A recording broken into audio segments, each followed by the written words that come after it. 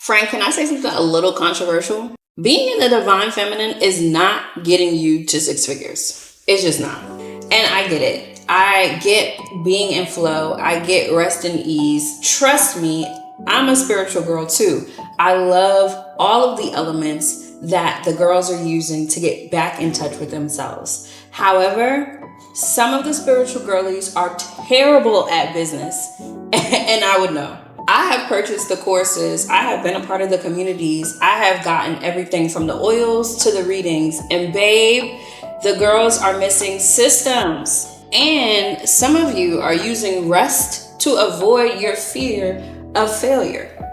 And I see you. Now, I'm only talking about this because I am stepping fully into my wealthiest, most abundant era. Behind all of my flow are systems to help me grow my business. I'm speaking from a place of experience. Not only am I a spiritual coach, but I have a BBA and an MBA in business. I graduated from Howard University with a BBA in hospitality management, but the concentration is management for sure. Then I turned around and got an MBA in digital entrepreneurship because I really am a business girly. The thing I love about starting new, about setting foundations for business, is the structure and the systems. And I think in the spiritual community, women use this divine feminine flow to excuse the fact that they don't know how to set their businesses up right. And I've seen it time and time again. There's a lack of communication. There are no structures to help with automation. Hell, the spiritual girls don't even want to use AI right now. And that is such a hindrance to doing business in this day and age. So in today's episode, I'm talking to you about the avoidance trap, about the physics of business and spiritual maturity. Because it's time for us to stop acting like we can just flow our way into six figures. It's time to get serious about building a business that has a solid foundation, that is legal, that we can scale. Let's get into the avoidance trap, sis, because I get it. We need to rest. A lot of us are coming from being high earning overachievers, and we are looking for some balance in our lives. But we cannot manifest and rest our way into success. We've got to have some real discernment and better self-management in order to set ourselves up. We're in an era right now where soft life is queen, okay? And wealthy girl era is a trend. What we aren't realizing though is that some of the trends have us in this mindset that we don't have to put in the work to reap the rewards. Like we can just post about it and send a few emails and then things are going to work itself out. And that, my friend, is just not true. Some of us are using rest as a cover for a fear of failure. And I get it. Nobody wants to be seen failing. But babe, if you are not going to put your all into it and really try your best, then are you really winning? See, in this season, we can't avoid what comes with the journey and the process. If you're an entrepreneur, nurturing your business is a part of this journey. So you can't avoid the ups and downs of the business. You can't avoid the failures, and I'm putting it in air quotes because failure is misalignment and mismetrics. Failure isn't always an L. It is an opportunity for you to do things differently the next time you try. And so yes, you can count it as a failure if you miss the mark, but you're always going to win if you learn the lesson in it. And avoiding that by being in your rest girl era, by not working, by not wanting to have proper conversations, and maybe collaborating in partnerships, says you're doing yourself a disservice. And I am completely against avoiding failing. I am a proponent for failing forward. I think it's a part of the journey to get knocked down and wipe yourself off and keep going. I think it tells a story when you have a little more battle wounds and a little color to it. And so, yeah, it might not be successful all the time, but you get to be successful in continuing the journey just by showing up, failures and all. So stop using rest as a crutch, my girl. This is an era where we try everything. And if things don't work out, we chalk it up to experience and we keep it pushing. Now let's talk about the physics of business, because I think a lot of girls miss this. See, we are constantly talking about being in flow and just letting things happen and attracting and manifesting, and I am on board. But if you want to think about flow and structure, I'll use this analogy. Let's say flow is water and structure is glass. In order for water to be useful, it needs some structure. The flow needs structure. The water needs a glass. So as you continue to attract and use your sacred energy to align with your wishes and dreams and desires, babe, get some structure in that business. Start tapping into some automation, tap into AI, tap into systems and products that really will help you move forward. And I'm not talking about just Gmail and Google Workspace. No shade, because I love Gmail and Google Workspace, but there are so many other products out there that can help you really tap in.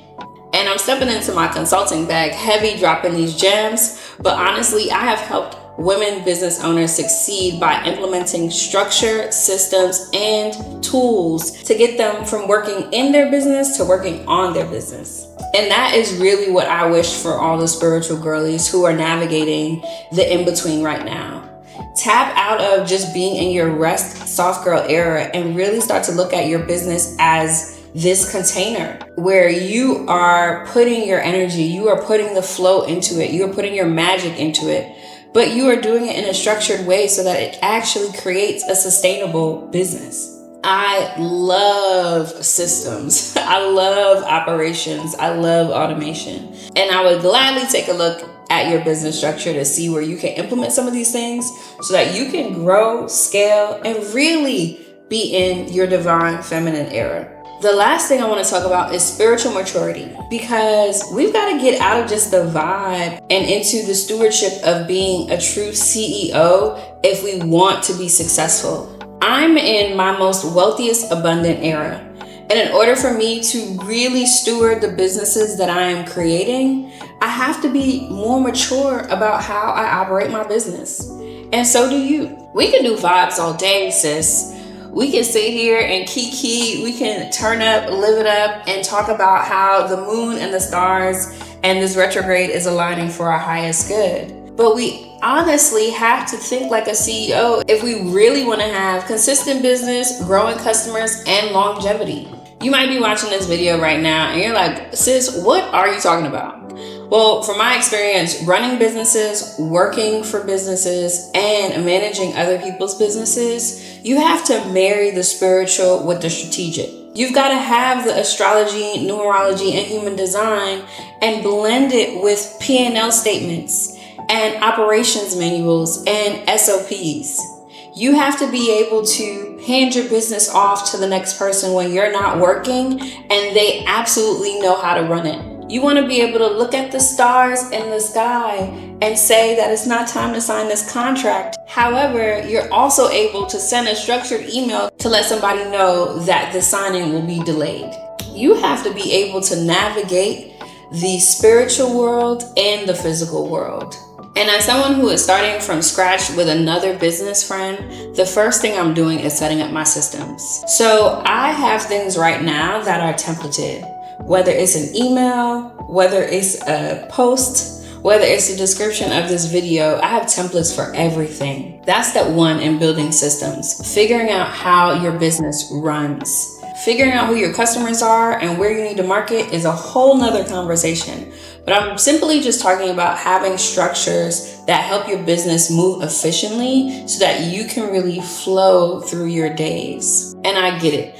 Not everybody who is spiritual is necessarily business minded, and I think that's okay. But that's where you lean into support and community and asking for what you need, because you cannot keep running these businesses like this. The systems, or lack thereof, is terrible.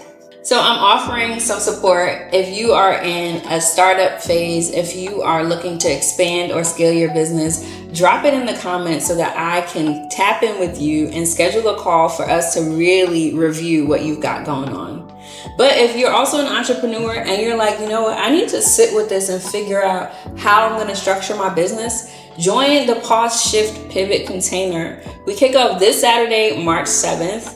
And for 4 weeks, we will meet on Zoom to talk through where we are in our in-between phases. Because it's okay to not be who you're becoming yet, but friend, it's not okay to not even build the systems on the way there.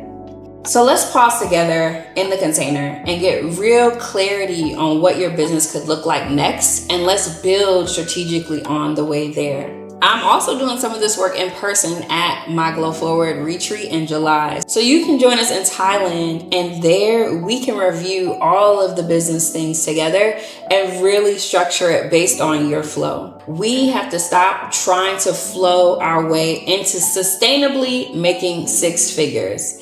It's time to get some structure, sis. We just gotta do it. Friend, it's day 38, and after getting some clarity around my affirmation and yesterday's conversation, I think it's really important for us to be honest about who we are and who we aren't. So whether you're a spiritual girly and or a business girly, just remember that the version of your life you are currently creating requires and deserves some structure. I'll see you tomorrow for day 39. Peace.